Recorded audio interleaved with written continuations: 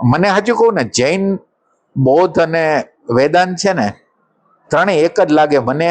મને એ સનાતનનો જ ભાગ લાગે. મને કોઈ દી એવો ભેદ નથી કે આ જુદો ધર્મ છે, આ જુદો ધર્મ છે, એવું કઈ છે. ભારતમાંથી જ પેદા થયા છે અને બધાએ જુદા જુદા લેવલની વાત કરી છે. માનો કે જૈન ધર્મ હોય તો આત્મા ઉપર વધારેમાં વધારે જોક મૂક્યો હોય, વેદાંતી લોકોએ વધારેમાં વધારે બ્રહ્મ ઉપર જોક મૂક્યો હોય, અને ઓલાએ વધારેમાં વધારે શૂન્યતા ઉપર જોક મૂક્યો હોય. એટલે દરેકના જોક છે એ અલગ અલગ જગ્યાના છે, અને છતાંય પાછા ત્રણેય જણા એક જ જગ્યાએ મળે છે. એવું નહીં કે અલગ અલગ જગ્યા છે, એવું નથી. એટલે બુદ્ધને તમે જોવો ને યોગ વશિષ્ઠ રામાયણ જોવો ને તો બે એક જ લાગશે. એ કે ત્રણેય કાળમાં જગત બન્યું નથી. તો આ બુદ્ધ લોકો એમ જ કહે છે. આમ જુદાઈ ખાલી ઉપર છલી છે, બાકી અંદરથી બધું એકત્વ. ભલે જેને જે વિભાગ કરવો એ કરે. મને એ સનાતનનો જ ભાગ લાગે. એટલે સનાતન એટલે કોઈ આપણો એક વર્ગની વાત નથી કરતો. સનાતન એટલે જે શાશ્વત છે એની જ વાત છે, એમ બીજું કઈ નહીં.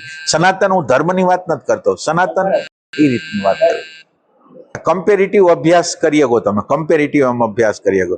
આમાં શું થાય, વેદાંતની અંદર એવા તર્કમાં તમે આમ બહુ પાવરફુલ થઈ જાઓ કે ભાઈ આ જૈનમાં શું ખામી છે, બુદ્ધમાં શું ખામી છે, ફલાણું ઢીકણું. સ્ટાર્ટિંગ હોય ને ત્યારે, પછી જયારે તમે સ્ટાર્ટિંગ ને વટી જાવ ને એટલે તમને ખ્યાલ આવે કે બધું એક જ છે, કઈ આમાં લડવા જેવું નથી. શરૂઆતમાં એમ લાગે કે મારું વેદાંત છે, ના બધું હોય જ. આ તમે જયારે ચાલતા હો ને ત્યારે એવું લાગે, પછીથી હાલ આવે કે આ કોઈ જુદી વસ્તુ જ નથી, દલીલ કરવા જેવું જ નથી આમાં, એમ. અને સાચા ધર્મ હોય એકત્વ તરફ જ જાતા હોય, તો બીજો તો ધર્મમાં તો કોઈ પ્રોબ્લેમ નથી. ધર્મને પછી હલાવનારના પ્રોબ્લેમ કરતા હોય.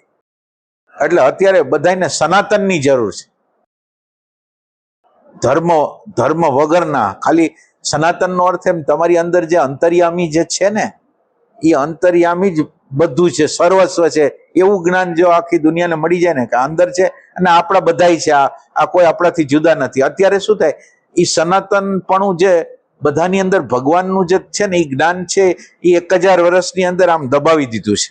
એટલે બીજા જ્ઞાનો જે ભેદવાદી જેવા જ્ઞાનો છે એને અત્યારે પ્રોત્સાહન આપેલું છે. એટલે અત્યારે જે લડાઈ છે, એટલે કોઈ સમજાવવા વાળું, કોઈ સમજવાળું કોઈ છે નહીં અત્યારે, આમ તમે જો.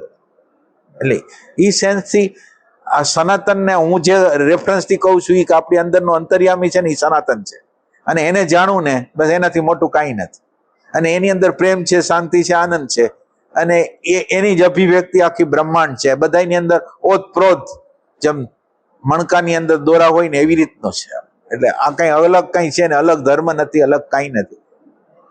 હવે કોઈ રામકૃષ્ણ પરમહંસે કેવું સામાન્ય ભાષામાં કીધું કે કોઈ પાણી હોય તો એને કોઈ પાણી કહે, કોઈ વોટર કહે, કોઈ જલ કહે. તો હવે તમે જે વસ્તુનું વર્ણન કરો છો એ એકનું જ કરો છો. તો કોક કહે કે અલ્લાહ છે, કોક કહે કે યાહોવા દેવતા છે, કોક કહે કે શિવજી છે. ભાઈ બધી એક જ વાત છે, કોઈ જુદી વાત નથી, એમ.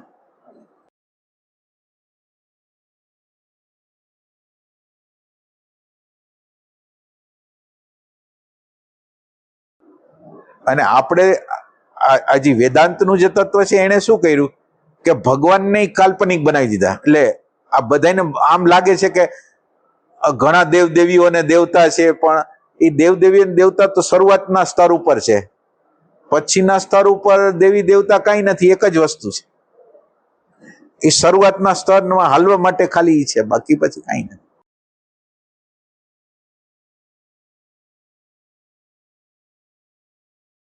અને અંગ્રેજ લોકોએ ભારતને ઇન્ડિયા કરી નાખ્યું. એટલે આમ તમને બહુ સિમ્પલ લાગે ઇન્ડિયા એટલે, અને આપણે ઇન્ડિયા એટલે આપણે ભારત જેવો અર્થ કાઢી છે એવો છે નહીં. ઇન્ડિયાનો અર્થ એવો છે કે ભારત શબ્દ દ્વારા ભા એટલે બ્રહ્મ વિદ્યા, અને રત એટલે એમાં જે બ્રહ્મ વિદ્યાની અંદર જે રત છે એ ભારત છે. અથવા તો જ્યાં સર્વવ્યાપકતાની અનુભૂતિઓનો પર્યાવરણ જ્યાં છે એ ભારત છે. હવે આ ભારત શબ્દને તમે કાઢીને તમે ઇન્ડિયા એટલે તમને આની કલ્પના પણ ન થાય કે ઇન્ડિયા શબ્દ આને આપણી આખી સંસ્કૃતિને નષ્ટ કરનારો શબ્દ છે ઇન્ડિયા. એટલે એ લોકો એટલા ચતુર હતા કે નામ તમે કરો એટલે તમારી સંસ્કૃતિ જાય. સિમ્પલ નામ નથી રાખ્યું એમ, એ ટાઈપની વસ્તુ. આ એશિયાનું આખું પર્યાવરણ છે ને, આ એશિયા ભારત હતું. એશિયાનું પર્યાવરણની અંદર જે શાંતિ, આનંદ, બ્રહ્મ જ્ઞાનના તરંગો જે છે, એટલે ભારત છે ઈ જ છે. ભારત આ ભૂમિ નથી, તમે બરાબર સમજજો. ભારત ભૂમિ નથી, ભારત ઈ પર્યાવરણ છે, જ્યાં લોકોને સાક્ષાત્કારો થયા, બ્રહ્માનુભૂતિ થઈ, પૂર્ણતાની અનુભૂતિ થઈ, એનું જે એક પર્યાવરણ બનેલું છે, વાઇબ્રેશન બનેલું છે, ઈ છે ભારત. અને વૈશ્વિક ઇન્ટેલિજન્સ ઉપર તમને શ્રદ્ધા હોય ને, તો જે થશે એ સારું જ થશે, સારા માટે જ છે. અને આની અંદર તો કેવું હોય કે જીવનની અંદર તો એવું હોય કે એક વખત ભારત હતો 2500-3000 વર્ષ પહેલા, જે ઓલી આપણે નાલંદા વિશ્વવિદ્યાલય, એનો એક જમાનો હતો.